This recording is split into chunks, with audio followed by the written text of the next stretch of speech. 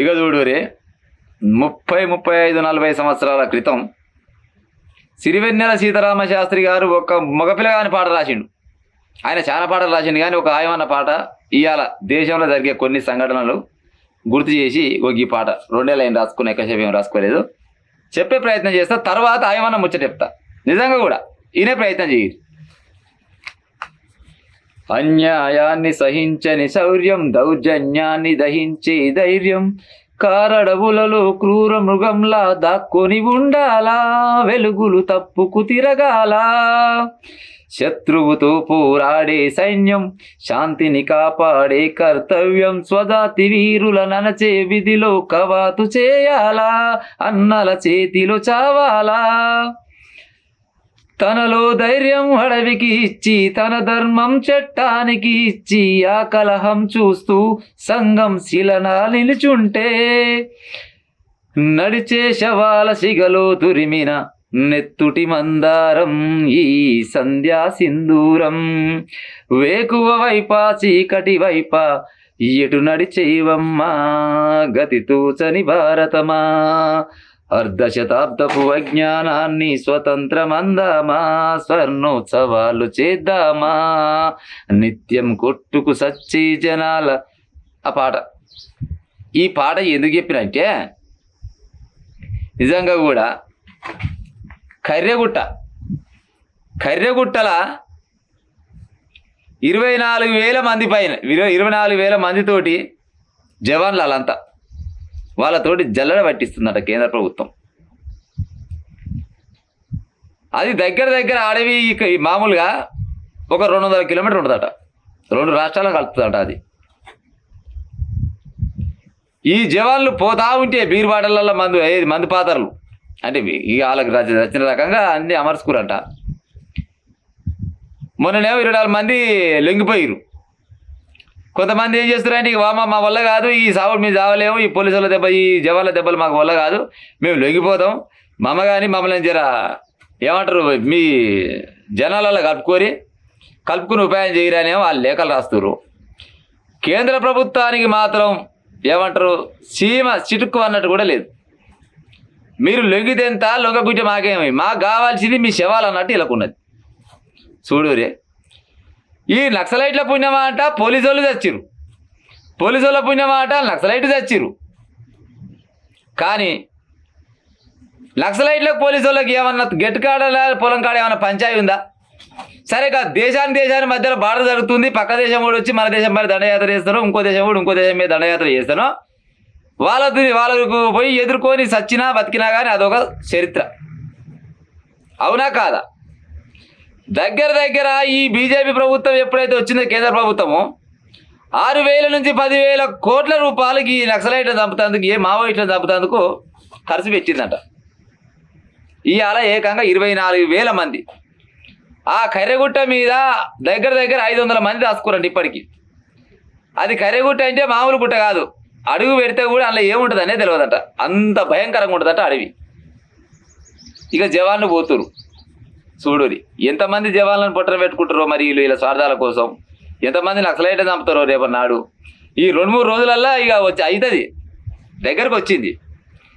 Beer బాటలల్లో ఏదో మందు పాత్ర దొరికితే పోలీసులు పక్కకి వేసుకుంటా ఎలాంటి ఇబ్బందులు వచ్చినా కానీ అది జవాన్లు పోలీసులు అంటున్నా జవాన్లు, ఎందుకంటే పోలీసు వాళ్ళకి ఇప్పుడు వీలు కాకుండా వచ్చు. ఇక ఆర్మీ అయితేనే ఆ పని చేస్తుంది, జవాన్లు అయితేనే, ఎందుకంటే హెలికాప్టర్కి వెళ్ళి దుంకుతుండాలి, పోతనే ఎక్కుతుండాలి. ఇక ఇవన్నీ వాళ్ళకున్న ట్రైనింగ్ వీళ్ళకున్న ట్రైనింగ్ చాలా పరకు ఉంటుంది కదా. మరి వాళ్ళు శాంతి చర్చలు చేద్దాము మమ్మల్ని జనజీవన శ్రవంతిలో కలుపుకోరని లేఖ రాస్తుంటే పట్టించుకునే కాలం అయితే లేదు మరి అమిత్ షా. అవునా అంటే నాకు తెలిసో తెలియకని ఒక మాట అడుగుతున్నా, మీ మనసులో వచ్చుకొని ఉంటే నేనేం చేయలేను. కానీ ఏ ఒక్క పేదోనికైనా ఈ మావోయిస్టులు అన్యాయం చేసినారోలా? ఏ ఒక్క పేదోనికైనా అన్యాయం చేసిరా?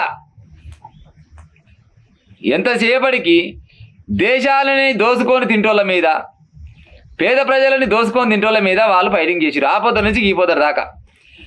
ఎవడైనా అడవిలోకి పోయి తుపాయికి పట్టి 10 ఎకరాల భూమి సంపాదించినవాడు ఉండొచ్చునా? గట్టిన జనజీవన శ్రవంతులు అప్పుడప్పుడు కొన్ని ప్రభుత్వాల సమక్షంలో జలజీవన శ్రమంతో కలిస్తే 2 ఎకరాలు ఎకరం 2 ఎకరాలు 3 ఎకరాలు ఇచ్చి సాగు చేసుకోపని చెప్పిన వాళ్ళు ఉన్నారు తప్పితే వాళ్ళ తుపాకీ చేతిలో పెట్టి నాకు 20 ఎకరాల భూమి 10 ఎకరాల భూమి నేను బతకాలి నా పిల్లలు బతకాలని అన్న మావోయిస్ట్ కానీ నక్సలైట్ కానీ వీళ్ళు ఎవరైనా ఉన్నారా? అదే జనాల సొమ్ము తీసుకొని కోట్ల రూపాయలు ఎకరాల కొద్దిగా భూమి గుంచుకున్న దొంగ లంగా స్వార్థ రాజకీయ నాయకులు చాలా మంది ఉన్నారు.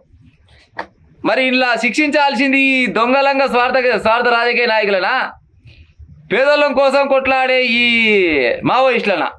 చెప్పురు ప్రజలారా, ఇట్లా చెప్పొద్దు వాస్తవానికి. కానీ మరి నిజంగా వాళ్ళే కూడా పానాలే కదా. వాళ్ళు చావడం కోసము 6 నుంచి 10,000 కోట్ల రూపాయలు ఖర్చు పెట్టినాం. మరి అయ్యే పైసలు పెట్టి ఇక బార్డర్లో కొనిపోయి ఆ జవాన్ల చేతిలో పెడితే చేసేద్దరికి ఒక్కొక్కరి మొన్న పని జరగపోవుగా, అవునా కాదా? వాళ్ళు చనిపోతారని తెలిసి కూడా తుపాకులు పట్టుకొని అడవులలో ఉన్నారు. ఎవరి కోసం ఉన్నారు? పేదోళ్ళ కోసం ఉన్నారు. అందులో కూడా ఎంతో మంది గిరిజనులు చచ్చిపోయారు. మేము నక్సలైట్లం కాదురు, మేము అన్నలం కాదు, మేము మావోయిస్టులం కాదురు అన్నా కానీ పిట్టలు కాచినట్టు కాల్చి చంపేస్తారట. మరి ఏడి తీసుకపోతుంది దేశాన్ని? ఇప్పుడు వాళ్ళని పిలిపించి వాళ్ళని కూర్చోబెట్టి మరి మీకు వచ్చిన బాధ ఏంది రాని ఆయన, మరి మీరు ఎన్నేళ్ళు ఇట్లా పానాలు ఓడగొడతారు, ఎంతమంది పోలీసులని ఇబ్బంది పెడతారు, ఎంతమంది జవాన్లను ఇబ్బంది పెడతారు, మరి మీకు ఏం కావాలి అని శాంతి చర్చలు పిలిపించి మాట్లాడితే తప్ప కేంద్ర ప్రభుత్వం? ఇప్పుడు ఎంతోమంది ఊర్లలో అనుకుంటారు పాడే నక్సలైట్లు ఏర్పోర్రా, నక్సలైట్ ఉంటేనా ఒక్కొక్కరిని పెళ్ళావు కానీ లంగలే దొంగలే అని అంటుంటారు. నిజంగా వాళ్ళు జర తగిన కానించి చాలా అరాచకాలు అయితే పెరిగిపోయినాయి. ఇదైతే పక్క.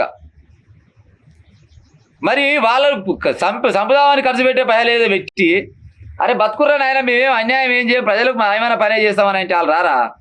వాళ్ళ పోరాటమే పేదల కోసం. ఆ పేదలకు న్యాయం చేస్తామని మీరంటే వాళ్ళు ఆడికెందుకు పోతారు? వాళ్ళు ఏమైనా ఆషామాష అనుకుంటురా?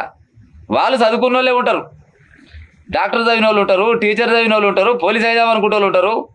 మంచి మంచి హోదాలలో చదివిన వాళ్ళు కూడా కొన్ని కారణాల వల్ల అంటే దోపిడికి గురైన వాళ్ళు, లేకపోతే దొంగతనంగా వాళ్ళని ఇబ్బంది పెట్టిన వాళ్ళనో, లేకపోతే వాళ్ళ భూములు గుంజుకున్న వాళ్ళు, లేకపోతే వాళ్ళ అక్కయ్యలను కానీ వాళ్ళ తల్లులను కానీ ఏది అత్యాచారం చేసిననో, లేకపోతే ఏదో రకంగా ఇసికిపోయి ఏగలేక ఇక మీతోటి కొట్లాడలేక అడవిలో పోయి తుపాకులు పట్టుకొని తిరుగుతారు. అంతకు మించిన అయితే వాళ్ళు ఇక అదే కారణం ఉంటుంది. అంతకైతే ఏముండదు కదా.